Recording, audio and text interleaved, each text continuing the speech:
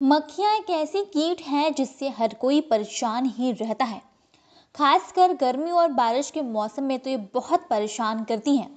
हमारे शरीर से लेकर हमारे खाने तक और सड़ी गली गंदी चीजों से लेकर ताजा बने पकवान तक ये हर चीज पर बैठती हैं। इनसे बीमारी फैलने का खतरा रहता है और इसकी वजह से ही हम इन्हें अपने आसपास देखना नहीं चाहते। लेकिन लाख कोशिशों के बावजूद ये हमारे शरीर पर बैठ ही जाती हैं। अगर आपके आसपास खाने की मीठी चीजें रखी हो तो आप बस मक्खियों को भगाने में ही उलझे रहते हैं। लेकिन सवाल तो ये है कि आखिर ये घूम फिर हमारे शरीर पर क्यों आकर बैठ जाती हैं और अधिकतर समय ये वहीं पर बैठती भी हैं जहां पहली बार बैठी होती हैं।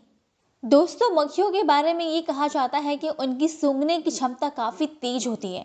एक बार उनके मुंह से जिस चीज का स्वाद लग जाता है वो उसे भूलती नहीं है, इसलिए वो बार बार उसी जगह पर आकर बैठती हैं। मक्खियों का मुंह बेहद ही नाजुक और सॉफ्ट होता है। ये इंसान के शरीर पर बैठकर काटती नहीं है, बल्कि त्वचा से खाना चूसती हैं। इंसान के शरीर से निकलने वाला कार्बन डाइऑक्साइड मक्खियों का खाना होता है। इसकी वजह से गर्मियों के दिनों में इंसानों के शरीर से निकलने वाला पसीने की तरफ वे काफी आकर्षित होती हैं। ये भी माना जाता है कि मक्खियों को हर चीज स्लो मोशन में दिखाई देता है। हालांकि मक्खियों के बार बार वापस लौटकर उसी जगह पर बैठने के पीछे कोई ठोस वैज्ञानिक कारण नहीं बताया जाता है। किसी भी इंसान के शरीर पर बैठने के बाद वो अपने पैरों को चख कर ये पता लगाती हैं कि यहाँ उनके भोजन है या नहीं। अगर भोजन होता है तभी वो वहाँ पर बैठती हैं। औसत तापमान पर एक मक्खी हर रोज 30 से 50 अंडे देती है। जी हाँ, इनका आकार सिर्फ 3 मिलीमीटर होता है, फिर भी ये इतने ज्यादा अंडे देती हैं। मक्खियों की जिंदगी कुछ हफ्तों की होती है। इतना कम जिंदा रहने के चलते उन पर रिसर्च करना आसान होता है।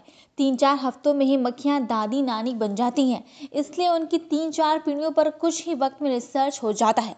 उन्हें लैब में निगरानी में रखना आसान होता है क्योंकि उन्हें रखने उनके खाने का खर्च बहुत कम होता है। औसत तापमान पर एक मक्खी रोज से 30, 40 से 50 अंडे देती है।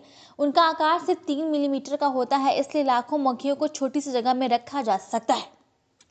दोस्तों, आपको बता दें कि मक्खी का वैज्ञानिक नाम ड्रोसोफिला मेलानोगास्टर है। 1933 में मार्गन के रिसर्च के बाद से ही मक्खियों पर रिसर्च करके 5 वैज्ञानिक नोबेल पुरस्कार जीत चुके हैं। मक्खियों पे हुए तजुर्बे से ही हमें पता चलता है कि हमारा विकास कैसे होता है, हमारे बर्ताव की वजह क्या होती है, हम बूढ़े क्यों होते हैं। आप ये जानकर हैरान रह जाएंगे कि इंसान की 75% बीमारियों की वजह के जिन मक्खियों में भी पाए जाते हैं। मक्खियों में 4 जोड़े क्रोमोसोम होते हैं। क्रोमोसोम हमारे शरीर की कोशिकाओं के अंदर वो चीज होती है जिसमें डीएनए रहता है, यानी हमारी बनावट और हमसे जुड़ा जीव वैज्ञानिक कोड। मक्खियों में कुल 14,000 जिन होते हैं, वहीं इंसानों में 22,500 और वहीं ईस्ट में केवल 5,800 जिन होते हैं। इसी से पता चलता है कि मक्खियों से हम कितना नजदीकी ताल्लुक रखते हैं। हमारे और मक्खी के जिन की बनावट का ये मेल तमाम तरह के रिसर्च में मददगार होता है। इंसानों से जुड़े तमाम सवालों के जवाब मक्खियों पर रिसर्च करके मिल जाते हैं। शराब की लत कैसे होती है, इसका पता मक्खियों को शराब पिलाकर लगाया गया है। हमें नींद क्यों आती है और चाय कॉफी की नींद पर क्या असर होता है, इस सवाल का जवाब इन मक्खियों को कॉफी पिलाकर खोजा गया था। हवाई जहाज में उड़ने से जो थकान या जेट लैग होती है, उसकी वजह भी मक्खियों पर तजुर्बा करके खोजा गया है। आप हैरान होंगे कि जानकर कि मक्खियों को भी हवाई उड़ान से थकान होती है। दुनिया भर में हजारों वैज्ञानिक मक्खियों पर तरह तरह के तजुर्बे करते हैं। अंतरिक्ष में पहली बार जो कोई जीव भेजा गया था तो वो मक्खियां ही थीं। इस वक्त धरती के ऊपर मंडरा रहे इंटरनेशनल स्पेस स्टेशन पर मक्खियों पर रिसर्च के लिए अलग से एक प्रयोगशाला बनी है। मक्खियों पर तजुर्बों से हमें पता चलता है कि अंतरिक्ष यात्री अंतरिक्ष में रहने के दौरान जल्दी क्यों बीमार पड़ते हैं। ऐसे में सवाल ये भी है कि अगर इंसान और मक्खी में इतनी समानता है तो हमारे बीच में इतना फर्क क्यों है। ब्रिटिश वैज्ञानिक डॉक्टर पीटर लॉरेंस इसका जवाब देते हुए कहते हैं कि ये सवाल जिंदगी का तीसरा राज है जिस पर से पर्दा उठाना बाकी है। डॉक्टर पीटर लॉरेंस मानते हैं कि जिंदगी का पहला राज था धरती पर जीवों के विकास का सिद्धांत, जिसे खोला ब्रिटिश वैज्ञानिक चार्ल्स डार्विन ने। दूसरा राज था डीएनए, जिस पर से पर्दा उठने से पता चला कि कोई जीव कैसे, उनका चेहरा कैसा है, उनका बर्ताव कैसा है। ये सब बातें डीएनए में कोड के तौर पर दर्ज होती हैं। डॉक्टर पीटर लॉरेंस के मुताबिक जिंदगी का तीसरा राज मधुमक्खियों के जरिए ही खुलेगा।